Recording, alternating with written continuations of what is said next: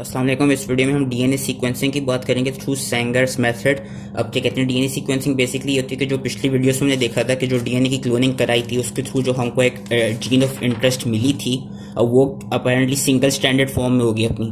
तो क्योंकि हमने उसको क्या कहते हैं उस समझो अगर क्या कहते हैं उस डीएनए या जो भी स्पेसिफिक जीन मिल गई है उसका हमें सीक्वेंस पता करना है कि उस समझो जिस तरह हमने यहाँ पे इंसुलिन निकाली थी, तो इस इंसुलिन की जो जीन है इसका सीक्वेंस क्या है, क्या न्यूक्लियोटाइड सीक्वेंस क्या है, उसके लिए हम डीएनए सीक्वेंसिंग करते हैं। उसके डिफरेंट मेथड्स होते हैं। जो इसका पुराना ओल्ड मेथड होता था वो होता था कि कहते हैं सेंगर्स मेथड। अब सेंगर्स मेथड में होता क्या था कि आपका जो क्या कहते हैं जो सिंगल स्टैंडर्ड डीएनए है उसको हम 4 ट्यूब्स के अंदर डालेंगे, इस तरह 4 ट्यूब्स के अंदर स्प्लिट कर देंगे। साथ में हम क्या करेंगे, क्योंकि वो सिंगल स्टैंडर्ड है तो हम उसके साथ हम प्राइमर डालेंगे। एक प्राइमर के साथ साथ हम डीऑक्सीराइबोन्यूक्लियोटाइड्स डालेंगे जो कि क्या कहते हैं सबस्ट्रेट होते हैं आपका डीएनए के लिए, क्योंकि हमें पता है डीऑक्सीराइबोन्यूक्लियोटाइड्स होते हैं वही डीएनए पे जाके लगते हैं जिससे वो फिर डबल स्टैंडर्ड मॉलिक्यूल बनता है। उसके साथ हम डीएनए पॉलीमरेज एंजाइम डालेंगे जो कि बेसिकली उन जो डीऑक्सीराइबोन्यूक्लियोटाइड्स होते हैं उनकी क्या कहते हैं उनके बॉन्ड्स बनाते हैं, उनके 3,5 फॉस्फोडाइस्टर बॉन्ड्स बनाते हैं जिससे वो जाके फिर अटैच होते हैं एक सिंगल स्टैंड में।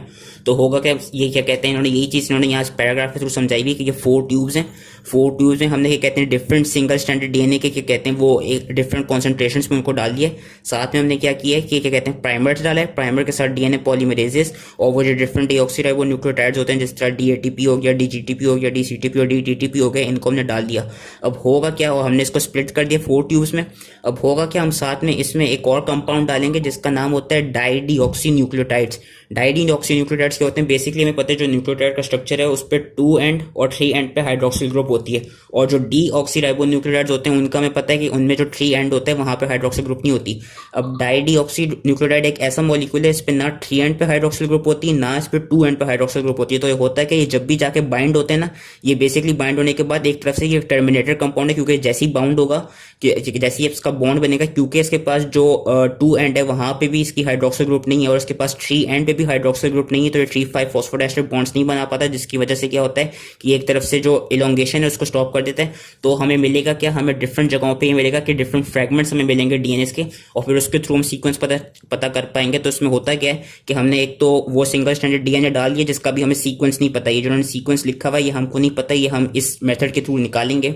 उसके साथ हमने प्राइमर डाल दिया जो कि जाके अटैच हुआ है, जिस तरह टीएजी जो एक प्राइमर है जाके लगा है। उसके साथ डीएनए पॉलीमरेज डाला है। डीएनए पॉलीमरेज क्या करेगा, क्या कहते हैं ये जो डिफरेंट डीऑक्सीराइबोन्यूक्लियोटाइड्स हैं इनको यहाँ पे जाके अटैच करके इस जो भी एक ये मॉलिक्यूलर डीएनए का जो न्यू कंपाउंड बनेगा, जो न्यू कॉम्प्लीमेंट्री स्ट्रैंड बनेगा उसको लॉन्गेट करता रहेगा। ठीक है, split the sample into 4 tubes जो कि हमने कर दिए, और हर ट्यूब पे हमने एक डिफरेंट बेस का क्या कहते हैं डाईडीऑक्सीन्यूक्लियोटाइड डाल दिया। जिस तरह यहाँ पे ग्वानिन का डाईडीऑक्सीन्यूक्लियोटाइड डाल दिया, यहाँ पे एडेनिन का, यहाँ पे साइटोसिन का, यहाँ पे थाइमिन का। अब होगा क्या कि ये प्राइमर है, ये जो टीएजी है, अब यहाँ पे आगे आगे जाके क्या कहते हैं डीएनए पॉलीमरेज जो है वो डिफरेंट डीऑक्सीराइबोन्यूक्लियोटाइड्स को अटैच करता है।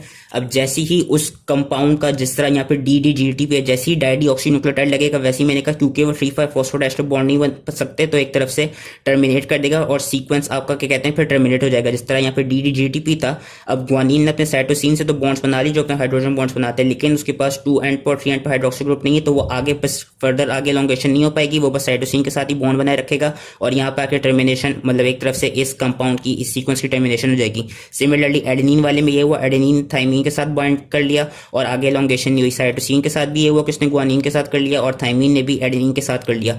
अब होगा ये हमें डिफरेंट फ्रेगमेंट्स मिल जाएंगे, डिफरेंट फ्रेगमेंट्स मिल गए डीएनए के। अब हमने इनका सीक्वेंस पता करना है तो हम करेंगे क्या, इन ये जो डिफरेंट फ्रेगमेंट्स मिले हैं इन पे हम जेल इलेक्ट्रोफोरेसिस करेंगे, और मेनली हम कौन सी इलेक्ट्रोफोरेसिस यूज करते हैं, हम पॉलीएक्रिलामाइड जेल इलेक्ट्रोफोरेसिस यूज करते हैं। और साथ में पॉलीएक्रिलामाइड जेल इलेक्ट्रोफोरेसिस यूज करने के बाद हम इसमें ऑटो रेडियोग्राफी कराते हैं।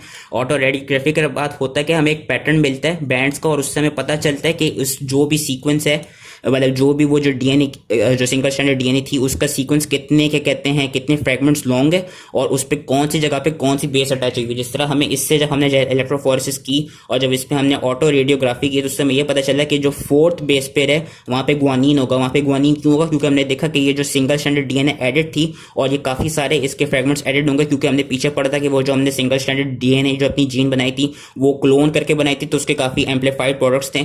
तो इस सैंपल में काफी एम्पलीफाइड प्रोडक्ट्स चले होंगे। अब हुआ क्या, 4th एंड पे हमें ग्वानिन क्यों मिली, क्योंकि ग्वानिन ने साइटोसिन पे जाके अटैच कर दिया जो डाइडिऑक्सी ग्वानिन थी, और फिर इससे आगे एलोंगेशन नहीं हुई। फिर हमें 5th एंड पे जो 5th बेस पेयर है वो हमें थाइमीन मिला, क्यों, क्योंकि हम देख सकते हैं कि जो थाइमीन था वो एडेनिन के साथ जाके बाइंड कर दिया और फिर इससे आगे एलोंगेशन नहीं हो सकी। 6th एंड पे हमें साइटोसिन मिल गया, साइटोसिन भी हमें ऐसे ही मिला कि वो ग्वानिन के साथ बाइंड कर दिया, उससे आगे एलोंगेशन नहीं हो सकी। 7th पे हमें फिर से ग्वानिन मिला, 8 पे एडेनिन और 9 पे थाइमीन। तो इस तरह हमको ये एक डीएनए का सीक्वेंस पता चल गया कि ये क्या कहते हैं, ये डीएनए सीक्वेंस जो भी क्या कहते हैं, जो हमने पीछे क्या कहते हैं क्लोन की थी डीएनए, जो जीन ऑफ इंटरेस्ट निकाली थी, उसका जो सीक्वेंस है वो ये है। तो ये था क्या कहते हैं सेंगर्स मेथड पूरा। और यही चीज़ इसमें याद रखनी कि इसका हम ये यूज़ क्यों करते हैं, यूजली क्या कहते हैं पुराने ज़माने में यूज़ होता था, अब तो काफ़ी नई मॉडर्न टेक्निक्स पे आ गई हैं, लेकिन सेंगर मेथड यही होता है कि ये जो भी एक डीएनए है जिसको आपने कहते हैं जीन ऑफ इंटरेस्ट यूज़ करनी है, उसका स्पेसिफिक सीक्वेंस क्या है, तो वो पता करने के लिए हम ये यूज़ करते हैं। और इसमें हम यही करते हैं कि पहले हमने प्राइमर डाला, पॉलीमरेज डाला और वो डिफरेंट डीऑक्सीराइबोन्यूक्लियोटाइड्स डाल गए। ये क्यों डाले, ताकि उसकी इलॉन्गेशन होती रहो, और इलॉन्गेशन को रोकने के लिए हमने डाइडिऑक्सीन्यूक्लियोटाइड डाल दिया। जैसे ही जहाँ पे डिफरेंट जगहों पर आपकी इलॉन्गेशन रुक जाएगी डिफरेंट ट्यूब्स में, फिर हम उन ट्यूब्स पे इलेक्ट्रोफोरेसिस करेंगे और ऑटो रेडियोग्राफी करेंगे, और उसके थ्रू हम फिर ये डिफरेंट आपका क्या कहते हैं वो देख सकते हैं कि क्या कहते हैं क्या एक सीक्वेंस बन गया है।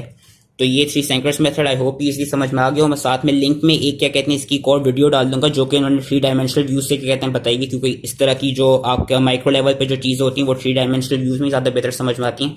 So that was it, I hope easily समझ में आ गया हो एंड थैंक यू।